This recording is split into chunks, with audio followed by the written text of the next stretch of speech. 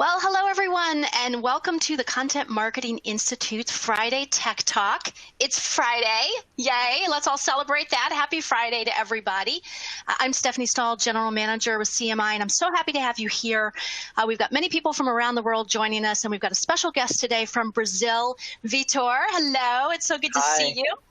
Vitor is co-founder and CMO at Rock Content, and he is going to give you some really valuable advice today on being resilient or being more resilient, because certainly 2020 turned our lives and our professional lives and personal lives upside down a bit. And so he's got some great advice for you. Before I turn the microphone over, if you all could just please take a quick look at this slide, some logistics here. Look for the Q&A box. You can ask a question at any time. You can also use that box to just communicate with us, say hi, make comments, whatever you want to do. That's our place to chat. You will get a copy of the presentation if you go to the Resources tab. You can download the slides there. We'll send you in about 24 hours or so a link to the on-demand version. So if you get distracted or you miss something and you want to go back and watch, you'll have that in your inbox in about 24 hours or so. And we would love for you to get involved in the conversation. If you'd like to share what you're learning on social media, please use hashtag CMWorld. We usually have a pretty lively conversation going on Twitter, and we'd love to see you there as well. With that, I am going to turn it over to you, Vitor. It's so nice to have you with us. Okay, thank you, Stephanie. It's a pleasure to be here, and I'm very happy to be here. I'm very happy that it's Friday, right? We survived another week, and if you're listening to this, you also survived the month of January, crazy one. So let's talk a little bit about lessons from 2020, right?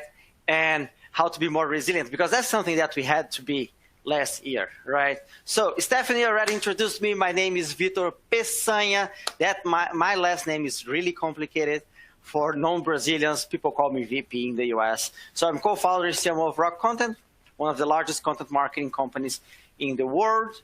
And I'm going to just skip that slide because Stephanie already said it. So just to begin, what does it mean to be a resilient marketer, right? When you talk about it, what I think when I say those words is someone that is agile and is built to serve the audience needs as they evolve, right? It's something that can change according to the needs, okay?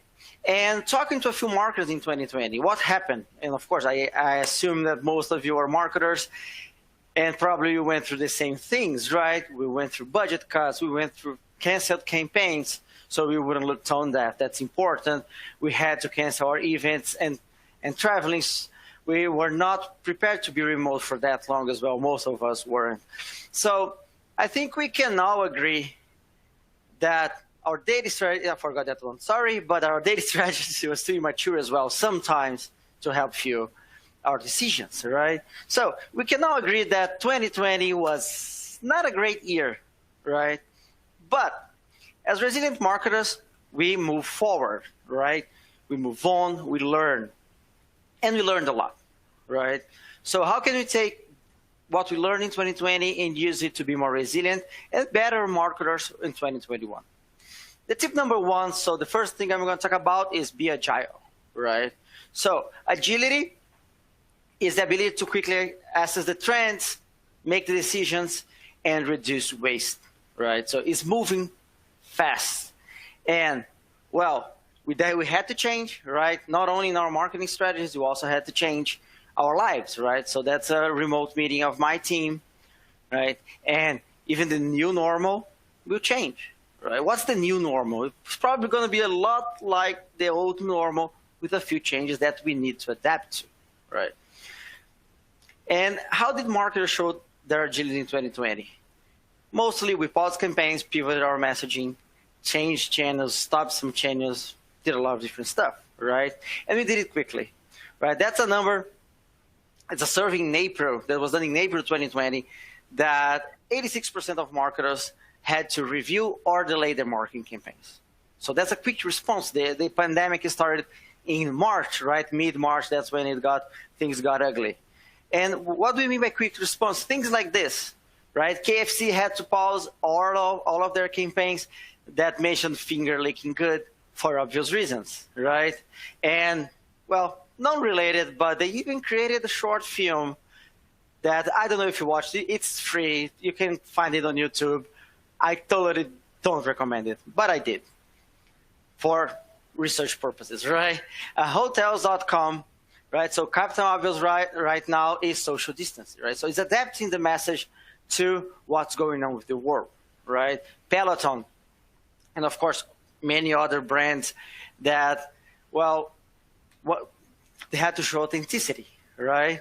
Had to adapt their content. In the case of Peloton, it's good because, babe, you're staying at home. Hey, use our Peloton, but at the same time, let me help you be fit and have a better life, right? So 2020 made it absolutely clear that quickly adapting to changes can bring positive results, even in a negative scenario, right? A lot of brands thrived, right? And a lot of marketers managed pretty well the pandemic by being agile, right? The tip number 2 is don't try to look good, be good, right? We're living in an age of transparency, and 2020 was a year not only of the pandemic. A lot of things happened in 2020. You had elections, you had Black Lives Matter, you have, I don't know how many other stuff. Important things happen, right? And a lot of brands that had to position themselves, a lot of brands went out of their way to fight some sort of social injustice, and people are noticing, right? And also a lot of brands are giving back, right? And then in the long term, it will pay off, right? T-Mobile created this campaign where they were donating money to the Boy and Girls Scout clubs, BGCA clubs, right, for every tweet, because it's a cause that's important to them. American Express donated 200 million. They provided actually 200 million to small businesses. Now we know that the small businesses were really, really hurt during the pandemic. They were the ones who were hurt the most. Guinness, the beer brand, they have a fund, an aid fund, and they donated, I think here says 500,000, but I believe they even increased that to $1 million to help the community around then. Okay. And in the case of rock content, right, we did that in Brazil because we're not an online course company, but we have a branch that teaches marketing to our audience, and we decided to give away our courses for free, right? Because people were getting laid off, getting a job was hard, so we said, you know what, let's teach them, and let's teach them for free. We gave away $50 million worth of online courses, right? And when you say paid off, even though that we didn't make money out of this, of course, not our main source of revenue, but it's important. Teaching is a very important marketing strategy. We did see a huge increase in the amount of students, right? So in 2020 alone, we had 162,000 new students. That's more than doubling compared to 2019. And what we did for them, we helped them. And all the time someone comes to us, in our social channels, they say, hey, thank you. I got the certification. I did your course. Now it helped me land a job. It helped me open my agency. It helped me go through what we're going right now. So that means doing good, right? But we don't do good just because it's good, because the correct thing to do. That's also good business, right? So based on research, the 2020 Zeno Strength of Purpose study, consumers think a brand has strong purpose. They are 4 times more likely to purchase from that company, 6 times more likely to protect the company in the event of a misstep or public criticism, 4.5 times more likely to champion the company and recommend it to friends and family, 4.1 times more likely to trust the company, right? So it's good business. People now expect this from brands, right? And you can no longer build a brand with just PR and advertising. Transparency is higher than ever, and people expect authenticity, right? Building a brand is hard. Destroying a brand could be quick. I know you've been following the recent events with the GameStop shares, right? So Robinhood is in a very hard position right now. So they need to show to their audience, their public, that they are authentic. Otherwise, they could be in a lot of trouble. Okay. Tip number 3, that's not directly related to the pandemic, but that's a conversation that's going on and was very big. We talked a lot about this in 2020, the new rules of data, right? Because right now, privacy is a hot topic. We have GDPR in the European Union, LGPD is the Brazilian version, CCPA in California, et cetera, right? We know that data is one of the most important things for the digital marketer, right? And digital marketing has data as one of the most strong things, right? Because offline marketing doesn't generate, or we don't have access to all that amount of data. But at some point, all this data gathering would become a problem, and that's what we're seeing now, right? Now people are fighting for privacy, and you have to adapt for it, right? And it's not only the governments, right? Right now, early this year, also tech companies are showing that they are interested in privacy, right? So, for example, in January, Google decided that they would kill the third-party cookies in Google Chrome. That's a big thing, right? A lot of what goes on the advertising industry when you talk about Facebook, even Google Ads, programmatic networks, retargeting, all of this relies on third-party cookies, right? So cookies that will track you across a lot of different domains so they can better serve you ads. So if Google kills this, the third-party cookies, what happens to all the customization? We will have to see. And that will probably go live next year. We still have time, but we need to prepare ourselves, right? We need to adjust. But not only Google, right? I don't know if you've seen this, but Facebook is desperate because of one thing that Apple is doing, right? In iOS 14, the next version, 14 point something, they will ask everyone who installs an app to say, hey, you have to opt in to data sharing. Right now it's by default. So advertisers on iOS, they can target and see people's behaviors on multiple apps, right? Basically, Apple is shutting this off, or at least it's going to be opt-in, and Facebook is desperate. They are running full-page newspaper ads that they're standing up for Apple on behalf of the small business everywhere. I mean, I doubt that. I think they're more worried about their income, their revenue, but just to see how important that discussion is, right? And also, recently, the programmatic ad industry is being questioned, right? I know you've seen that case that Uber found that 2/3 of its 150 million ad spent. Imagine that. They were spending 150 million, they cut their budget to 50 million, and nothing changed. Now, that was in 2017, and now there's even a lawsuit. But Procter & Gamble did the same thing with $200 million in digital ad spending.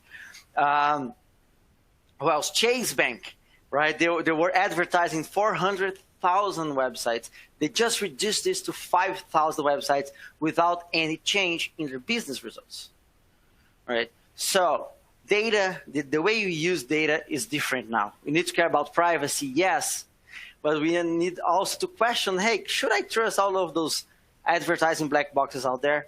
How can I confirm this, right? So why does this matter to you? That's kind of obvious, but let's go. We need to be compliant with new regulations, right? But also get ready for future ones. Be more proactive, not reactive. So what does that mean? I mean, if you're doing something, if your entire marketing relies on something that you see that it's exploiting the use of data somehow, right, is against privacy, you will be in a very fragile situation because regulation could change in the future, right? Every customer acquisition strategy that relies on ads will need to be adapted. We don't know yet at which extent that we have to change, but we need to be ready for it. And first-party data collection must be part of the strategy. Right? First-party is you're collecting the data on your own server to use on your own strategy. Right? You're not getting data from anywhere. You're not sending data anywhere. Right? You're just using for your own marketing. What are my bets for the near future that I'm working on? That those are the strategies that we're using at Rock, some more advanced, some being implemented. The first, it's time to seriously review your ads. All right, so what does that mean? I mean, if you're, I don't know, I don't expect a lot of people to have a $150 million budget, but if you cannot associate, right, revenue to your ad spend, you have a problem. Right? So work with data so you can connect, you can attribute that the revenue they're generating here is coming from your ads, calculate your ROI. Right? It's amazing that a lot of people don't do that, and it's time to start doing that, right? Because you could be wasting money. Something that's coming back and I really like is contextual advertising, right? 6-7% of consumers report they are more likely to engage with contextual ads on trusted publishers. Contextual advertising is very similar to traditional advertising, right? It's based on the context where the ad lives. I'm going to show you a specific piece of content, right? In that case, I just went to cars.com and then there's, well, an advertising for a car, right? It reminds us a lot of advertising magazines, just like the old style, really very offline. But right now it's very different. Right? There are a lot of technologies that are related to contextual advertising that rely on data, but not third-party data, right? I know that the New York Times has 5 proprietary contextual ad technologies products that can track navigation, right? That can cross navigation with first-party data. So it's not exactly like old magazines, but of course it's not the same as what we do today, right? So for me, that's a big bet in the future. And of course, lead generation, providing rich materials, good content, interactive experiences that collect first-party data. Of course, you authorize first-party data, all right? Then you can turn visitors into leads. That's the inbound 101. Right, that's the strategy that I use to grow Rock content. We don't spend money on ads. I'm going to start spending money on ads for the first time this month, right? Just as an experiment. But we grew over the last 7 years. Rock content is almost 8 years old. 100% on organic traffic. Okay, and why is that also important? Because 72% of customers this state they're more likely to shop with retailers that send them relevant content. So for you to gather first-party data, you're going to have to create good content. Yes, you're going to get the data, but also you're getting a positive perception on people's mind if your content is really, really good, right? So the takeaway is that data privacy has to be a top priority when you're planning your strategy. And when I say data privacy, not only GDPR stuff, right? All of those changes, the change in the programmatic ads, third-party cookies, etc., they are related to privacy, right? Tip number 4, own your channels, right? That's become more important than ever in 2020, a wild year, and people who had strong owned channels, they saw more success, right? But a few reasons why you should own your channels, right? First, even Google, our friend, is not that friend anymore, right? That's a research by SparkTotal, where they noticed that 50% of the searches on Google right now don't have a click anymore. They're zero-click searches. Right? So what are zero-click searches? Zero-click searches are things like this. If you're looking for rock and roll all night lyrics, you don't have to click anywhere. It's already on the search. Right? So imagine the entire, and there were plenty of those, right? Entire companies, entire websites that were, hey, find lyrics here. They got into trouble, right? Google is really good, but the rules, they keep changing, right? So we have to pay attention to it, right? You've probably seen a graph like this sometime, at some moment in your career, right? Organic reach of Facebook. This one is by live marketing, but there are plenty. The organic reach for Facebook right now is basically zero. So you imagine that all you invested in is getting more likes on Facebook, I don't know, 8, 9, 10 years ago. Today, that's worth almost nothing unless, of course, you pay for the ads. And that's crazy, right? And the same will be true. The same is true for Instagram. The same will be true for almost every single social network, right? So Google, it's not your channel, right? So Google is a way for you to get your channel, right? Your blog, your site, etc. Social media, they're not yours. Those are rented lands. Don't build your house on rented lands, right? You have to create your own content. You have to create your own audience. And when I was talking about the pandemic, how it affected us, here's a very good number. It is, well, for some reason, I can't see the numbers, but I know them. In January 2020, that's only the Brazilian blog, right? Our Brazilian blog had 1.6 million sessions a month. May 2020, we peaked at 3.16, almost double our organic traffic. Our traffic overall, a lot of it came from organic. Okay, I just said that Google is changing, but he's still a friend. Okay, not a friend. He's still a partner, right? So why did that happen? How did I double my traffic in the middle of a pandemic? Because I created an audience. I created an asset. My blog is an asset that brings traffic. And of course, people are looking for content. They were not buying at the beginning of the pandemic. People were very insecure. When they're insecure, their buying intent is low. So that's why everyone stopped spending on pause their ads. But at the same time, they were looking for information. That's why my traffic skyrocketed. And even though we were selling less, that's what happened at the beginning of the pandemic, our marketing was working on a different sense, being on the minds of people, helping people, right? So that was really good. And that's something that I started building more than 7 years ago. And I will keep building because that's an asset, that's a foundation of my presence online, right? And of course, why does this matter to marketers? If your main channel is not yours, you are in a fragile situation, right? So if you rely a lot on Facebook, on Instagram, you could be in trouble if something changes, right? Imagine that you are a superstar on TikTok. Trump wanted to ban TikTok. Regardless of his motivations, it's a risk, right? So you have to create your own, where you have more control, right?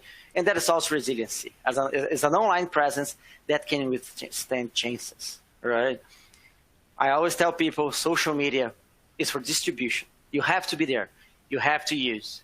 The same as ads, right? But don't build everything there. Don't say like my biggest asset is my Instagram account. For God's sake, that's very dangerous. And for me, it's reckless, right? And about Google, I think it's a powerful ally. Most of my traffic comes from Google. I do a lot of SEO, right? But it's not a friend, right? Google wants to deliver the best content for the person who's doing the search. As a marketer, there's no commitment to you, unless you're paying for the ads. But when you're talking about organic, you just have to play by their rules, right? Good thing is their rules is create good content, but treat them as allies, right? But not your friend, okay? And when I talk about own channels, I'm talking about the ones where there's no one in the middle, right? So your newsletter, if someone is subscribing to your newsletter, there's no algorithm, there's no middleman. You send a newsletter, this person gets the newsletter. This person chose to get your newsletter. The same goes for podcasts. Why are podcasts such a big thing? It's because people subscribe to your podcast. And usually podcast listeners that listen in the US, they spend on average 6 hours listening to podcasts every week. It's a huge number. And imagine when people stay 1 hour, 40 minutes listening to you, to your brand, when your content is interesting. That's powerful for brand building. Webinars like this, right? If you subscribe to this webinar, it's because you wanted to hear from CMI. In that specific case, you wanted to hear what I had to say, right? And things like branded searches. Everything that's branded for me, I don't call it a channel, right? But means that people will go to your channel, to your properties, to your blog, to website. Because when you go on Google and you type digital marketing, you're looking for content, right? But whoever ranks first will get your click. But if people are looking for like digital marketing, rock content, they're looking for me. So they will click on my position, on my rank and my link there, even though I'm not first, for example. Right? So being on people's mind. So, but for branded searches to work, you got to have your own property, your own channel, your blog, your podcast, whatever. Okay? And that's a rule that I live by is don't get taken hostage by algorithms. It's written in white over gray here. That wasn't the original slide, but don't get taken hostage by algorithms. Right? Otherwise, you're always playing catch up because things will change. Focus on building your brand through your channels, right? So, build your audience in your own channels, and everything that you don't control, at least as an overall rule, should be used, right? I don't advocate against social media. I don't advocate against paid media, paid advertising, but it should be used for distribution, right? So if you have a really good Instagram account with millions of followers, try to say, hey, I have some really exclusive content. If you click on that link, sign up to our newsletter or sign up to our, I don't know, community, right? Be part of our community. And then you create a much tighter, much deeper connection with your audience, right? So what are the key takeaways that I brought to you today? Be agile and flexible, right? Don't try to look good, be good. Follow the new rules of data. Like I said, things are changing. So keep tabs on the change. Always check what's changing. Own your channels, right? So those are the 4 takeaways for today. That's what I wanted to bring you. Thank you very much. I really hope you all enjoyed it. My name is VP Vitor Peçanha, and I'm at my last name, Pecanha, on every big social network except TikTok.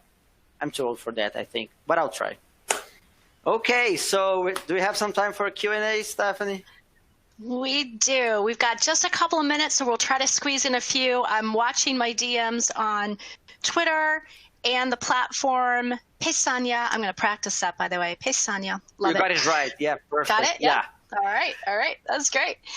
Love what you said about owned channels versus social media, right? Some questions around, where's the right balance and how do you feel about experimenting on social before you dedicate an own channel to something? Well, I think that you should experiment on social. You can start experimenting on social because that's the quickest and easiest way to start doing it, right? Mm-hmm. So especially for small businesses, right? We don't have to code a website. You don't have to find a layout. You just create a profile, right?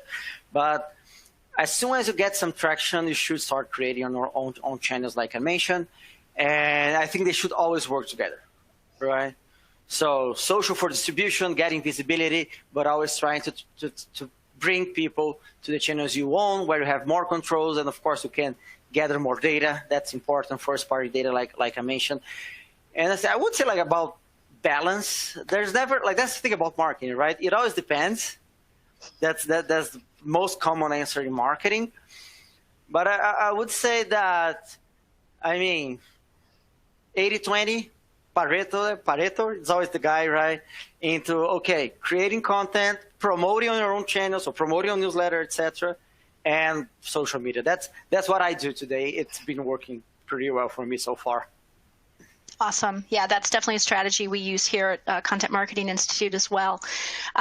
Okay, so there's no shortage of content, right? There's no shortage of content. So question is, what's your best advice for rising above the noise at a time when we are saturated with digital content?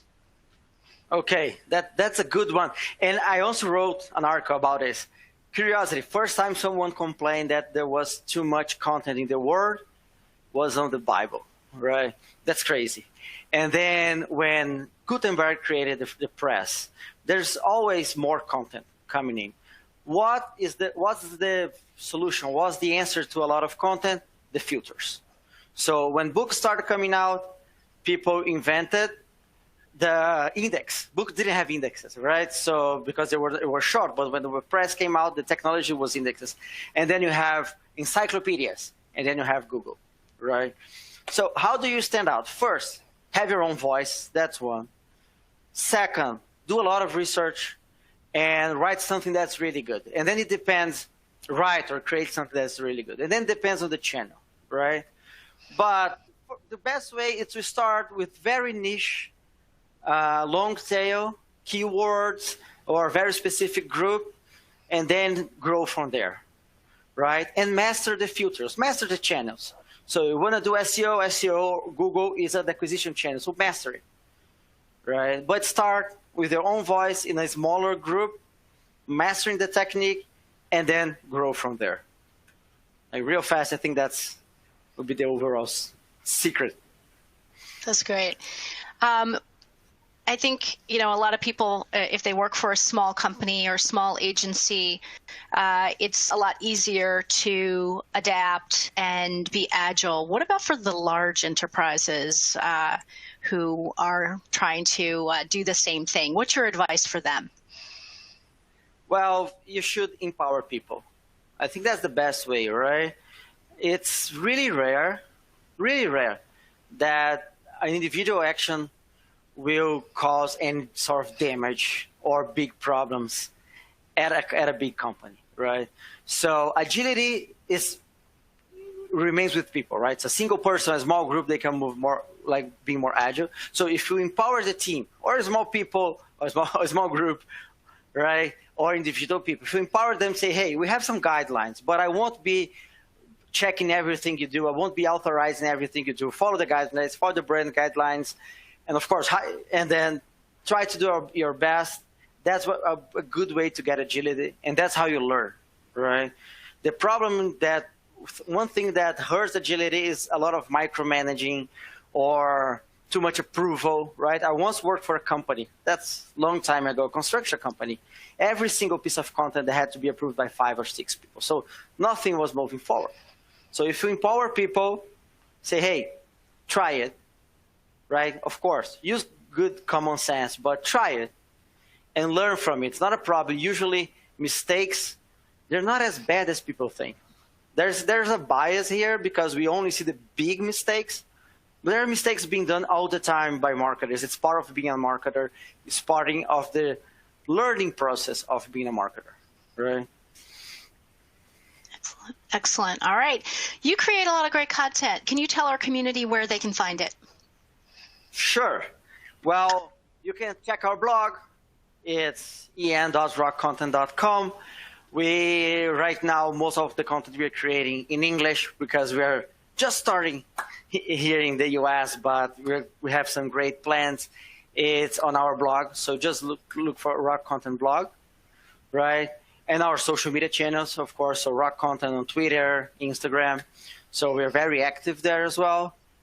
And personally, I'm not posting a lot on social media. I have a very hard challenge because I don't know when to post in Portuguese and English. I'm learning how to balance this, but I'm trying to be more active as well. And of course, if you want, send me a message, a DM, get in touch. That's it. Awesome. All right. Thank you so much. So much great advice. Thank you all for joining us too. We too at the Content Marketing Institute create a lot of content, and we'd love for you to visit our blog as well, contentmarketinginstitute.com, and get to know us a little bit more if you don't already. And maybe, just maybe, we could all see each other a little later in the year at Content Marketing World. Fingers crossed, right? We're all hoping. Yeah, we're all hoping.